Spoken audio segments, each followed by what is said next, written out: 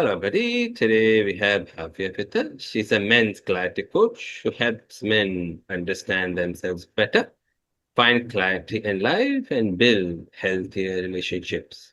Let's get to know a bit more about Bhavya from her, and then we'll take it from there. Before we begin, I would like to welcome Bhavya to our channel and thank her very much for taking the time and speaking with us. Thank you so much, Bhavya, and welcome to our channel. Thank you, Ajay. Thank you for having me. It's wonderful to be here. So yeah, you've already pretty much introduced me. But yes, I'm a men's clarity coach. I'm a life coach and also a certified hypnotherapist, and will soon be a TRE provider, which is a somatics technique. So yeah, that's a little bit about what I do. Yeah. So, Bhavya, let's start at the beginning. Where are you originally from? Oh, um, so I was born in Chennai, in India. At the age of about a year and a half, my parents took me off to Zambia, in Africa. And so that's pretty much where I grew up, in Zambia. And that's home. So if anyone asks, I usually say I'm from Zambia. Yeah, so actually, my father, he was also born some part of Africa. It's somewhere close to Tanzania. So that's also somewhat common between us then. Yeah. Neighboring country, actually. Neighboring Yes. countries, yeah. Yeah, yeah. So somewhere close to Tanzania, that side somewhere. Okay. Okay. So, so Bhavya, please tell us, was there a moment when you realized that life was going in a different direction? Oh, um, okay. So one of the activities I do with my coaches is called River of Life. And yes, my river of life has had some very strange bends and U-turns, um, multiple times.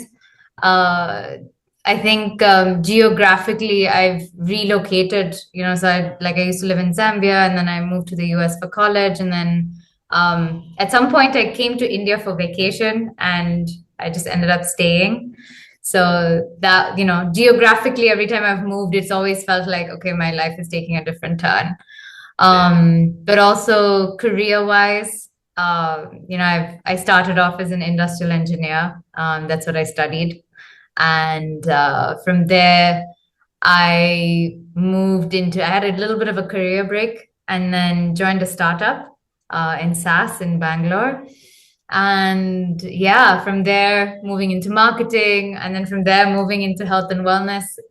Yeah, there's been a lot of instances when my life has taken some strange turns, if you will. Yeah. Yeah, yeah. Oh, Bhavya, you studied industrial engineering at the Purdue University. How Yeah. did that lead you into somatics and nervous system coaching? Okay, so uh, it's a bit of a long story, but maybe I'll give you the abridged version. So I did study industrial engineering, and then I worked as an industrial engineer for a couple of years. Yes. Um, and from there, I left the US. How we have to get our visa to work there and everything. So Yeah. I needed to leave. And from there, I left. I came back to Zambia for a little bit, and I decided, okay, I'm going to, you know, um, come to India for a little while.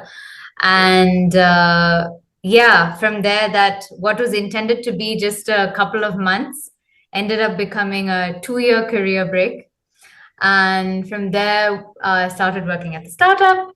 I was doing pretty much everything except coding, which was a Yeah. very, very fun role. I would highly recommend everyone to try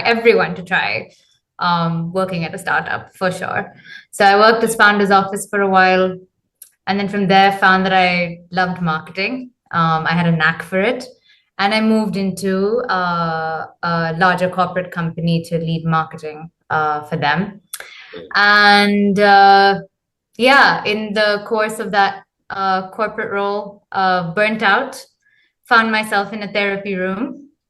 And it was from there that my journey in health and wellness and all of that started. The fun thing is that I actually when I started college, I started off as a biology major because Oh, that was my original, thing that I wanted to do. So health was always my goal. And yeah. somehow, I kind of came full circle and now I'm back in health and wellness. And yeah, working with somatics primarily and hypnotherapy as well. So mind and body, both. Oh, that's quite interesting, Bhavya. So, Bhavya, many of the men you work with seem successful on the outside, but on the inside, according to you, what are they quietly suffering? What are they going through? Multiple things. I think it took me the longest time to really understand men, and what they were going through and how their experience of life is actually, I will say, quite drastically different from that of women, in many ways. And I think one of the things that as women we have the privilege of is being able to share, being able to emote, being able to be vulnerable with each other very, very easily.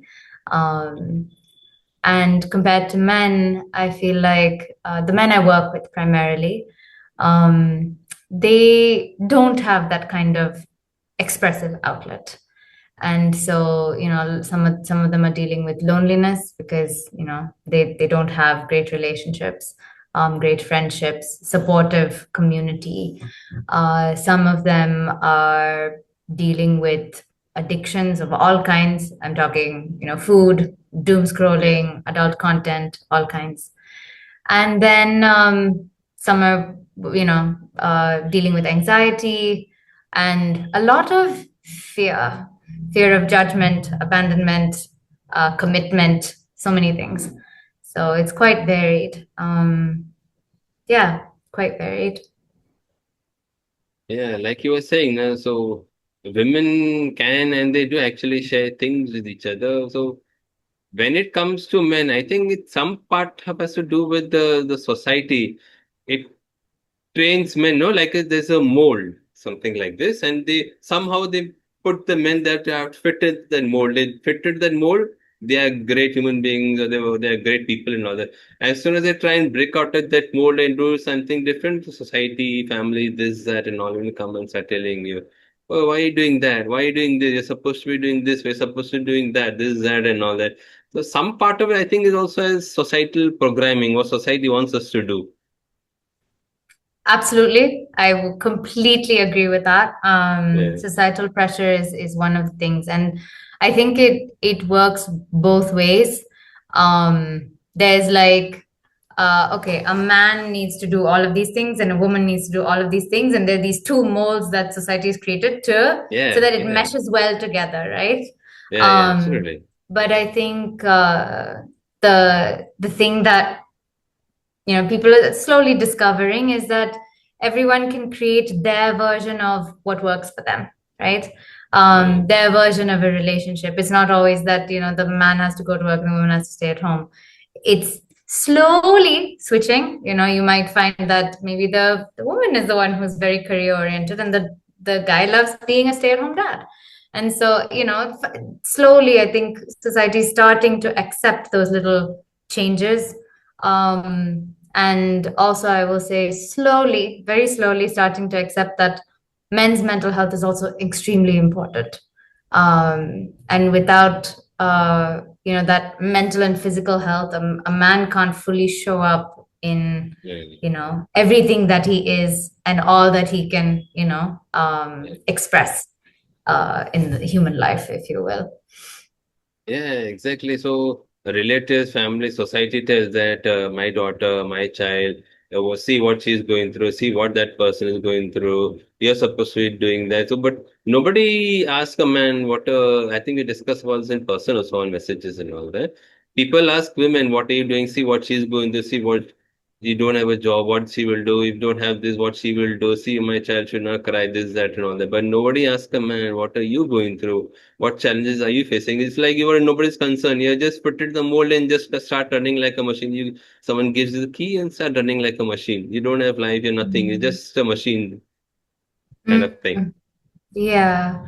I'd also say like I think uh there's two parts to it. One, because of the conditioning, when someone asks a man, "How are you doing?" there are a lot of men who actually don't have the vocabulary to express it. They don't know, they don't know beyond good, bad, angry, sad. Like that's the vocabulary, and that's just how they've been conditioned. In other cases, someone may not ask because, let's say, they did ask, and the man did have the vocabulary and he did express vulnerably. He had the courage and he said, "You know what, this is actually everything that's going on with me." Yeah. Oftentimes, the person who's listening, they don't know how to receive that information. It's so out of the ordinary to see a man being vulnerable and expressing something that's actually going on with him. And all of a sudden, there's like, they so much is shifting for them. Like, I think with men, when they're vulnerable, they risk losing respect. They risk, just the whole image of them being strong and the protector and the provider. They risk that image being shattered in some way. And so it's there's a wonderful lady called um, Allison, who does a lot of work around, men's work research. She's one of the researchers, and she says all revelations are risky to men. All revelations, meaning anything they reveal, is risky to a man, and so Yeah, they tend to, keep quiet. suppress it inside in a way. Yeah, but it catches up eventually. It catches Yeah, up, and then they're reaching out to coaches like me, saying, "I need help."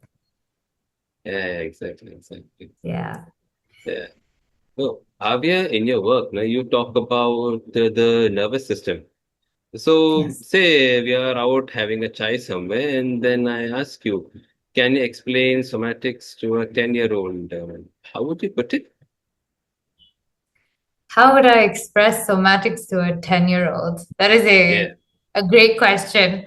I don't know any 10-year-olds who are interested in somatics, so let me give it a go.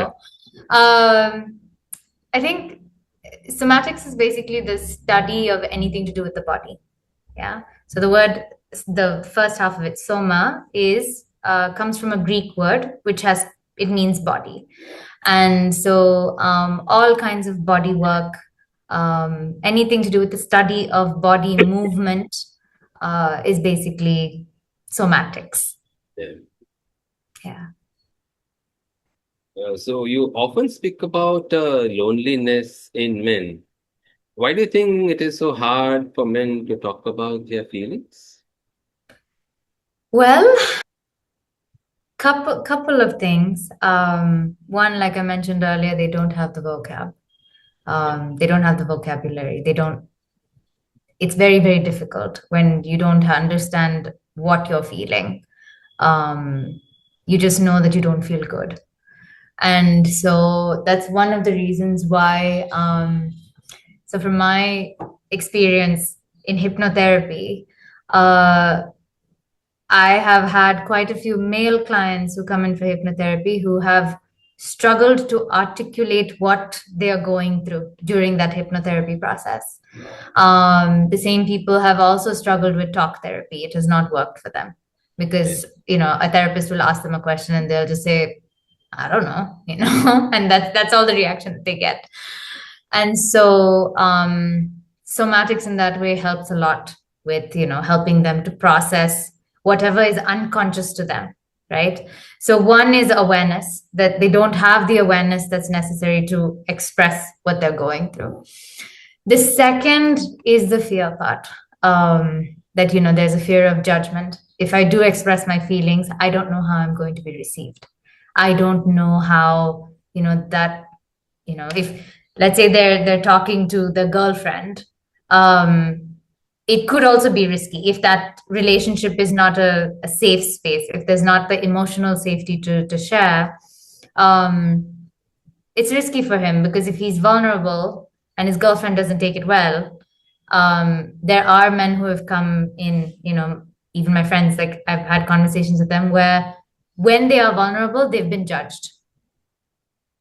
How can you're a guy? How can you talk like this?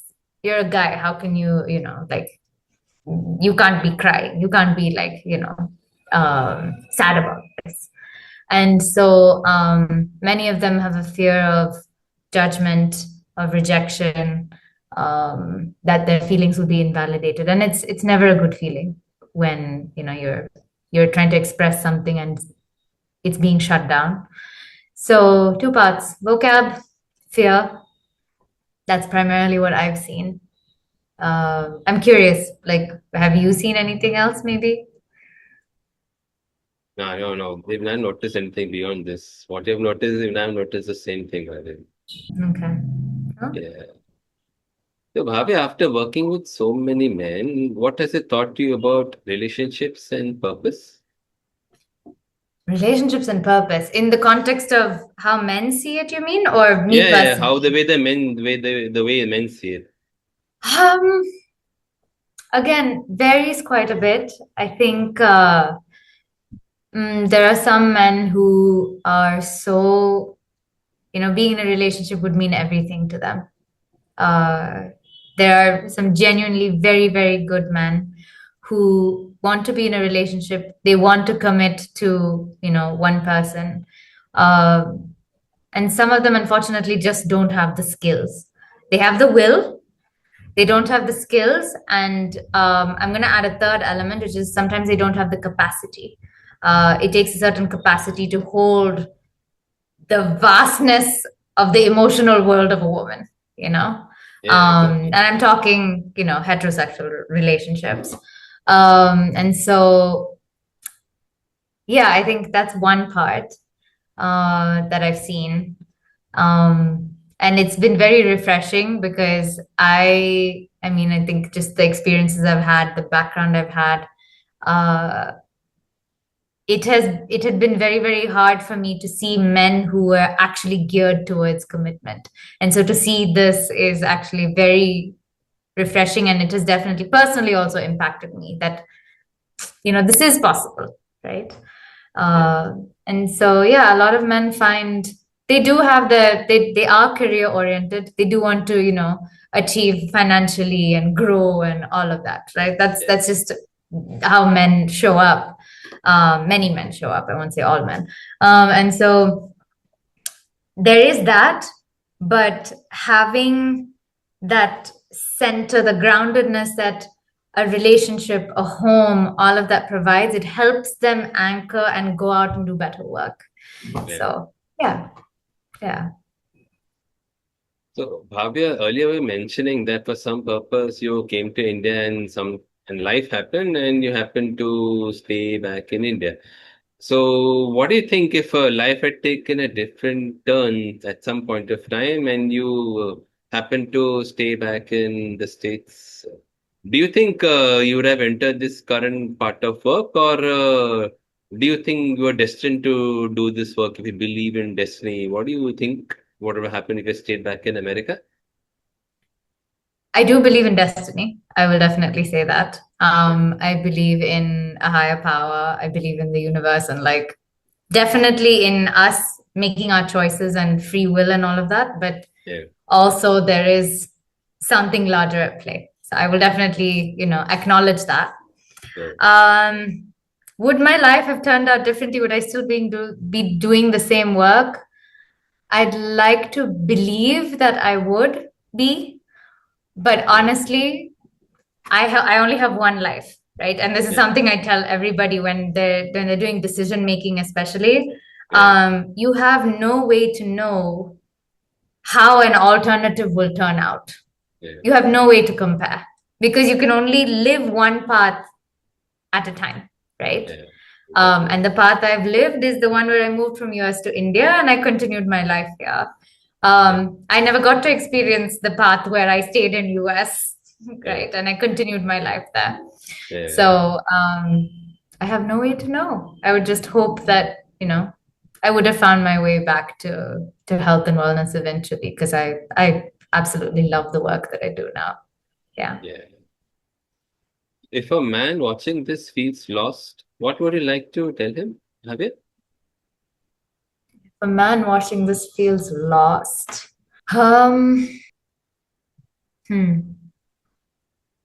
Well, I would definitely first say it's okay if you're feeling lost. Um, it's okay that you're where you are, wherever you're at right now, right? By Yeah. whatever turn of events, wherever you've ended up at. Um, I would say it's not wrong to feel helpless. And we're never helpless. We're never completely helpless, you know? There's still choice. You still have the ability and every opportunity to pick up and get back up on your feet. Um, and help is always available. You just have to be willing to ask and receive. That's it. Yeah. So apart from the other things that we have discussed now, so is there anything else that you would like to tell our viewers today, Javier? Anything else I would like to tell your viewers? Well, I would definitely say, depending on where they are in their, uh, I always say we're all spiritual beings on a human experience. So depending where Exactly. we are on the human experience, um, we have two tools to experience life. One is the mind, and the other is the body. And thankfully, mental health is kind of people have become more aware that okay, I need to take care of my mental health. Um, I would probably say pay equal attention to both the mind and the body, because without the body, we won't be able to. We actually cannot feel what we feel, right? Emotions are a huge part of the human experience, and without a body, we actually cannot feel our emotions. Um, and so, to take care of both, to build the awareness of both, and yeah, always keep striving and doing everything you can. Give it what it takes. Give life what it takes, so that you can build or have the best human experience possible in this journey. Yeah. So finally, Bhavya, if you could speak to a younger version of yourself today, what would you like to tell her? Oh, okay. I thought we were ending with that. If I could tell a younger version of myself, what would I tell her? Mm, I'm wondering which younger version, because there's so Let's say many, so 10-year many old, versions. early teens, let's say take early teens. Early teens. Wow. Okay, if I had to tell my teenage self, um, there will come a time when your voice will really matter. Um, when you will have so many stories to tell. Uh, there will also be so many opportunities for you to impact people's lives, the way you've been thinking about. And there will also come a time when your waist will be slimmer. uh, and I would also like to tell her to never forget that she is so, so, so loved by all the people around her and also by all the future versions of her. So, no problem. Thank you so much, Bhavya, for sharing all this valuable knowledge and information with us. We wish you continued success in all aspects of your life. Thank you so much, everybody, for watching this video and have a good day. And I'll see you in the next one. Thank you so much, Bhavya. Thank you, Ajay. Thank you.